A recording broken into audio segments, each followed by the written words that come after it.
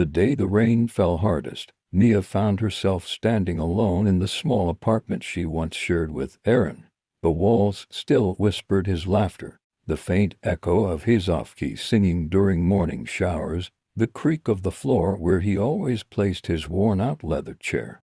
Yet, now it felt hollow, as if the soul had been ripped from the place. Aaron had been a musician, not the famous kind, but the sort whose songs reached the hearts of a handful who understood the poetry in broken chords and raw, unpolished lyrics.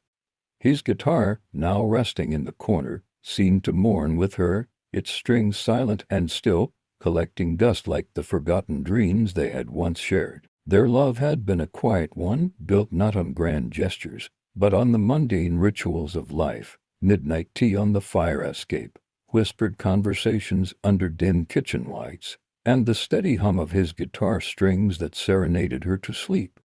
She had always thought they had more time. It was a Tuesday when the call came, a sharp, jarring ring that shattered the comfort of their routine.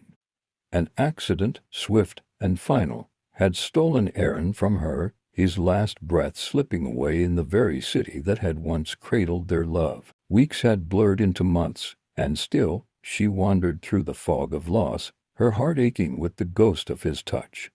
She clung to the last voicemail he left, replaying his voice over and over, a small comfort in a world gone silent. One evening, as the rain battered the windows, Mia found herself sitting in his old chair, the creak beneath her a cruel reminder of his absence.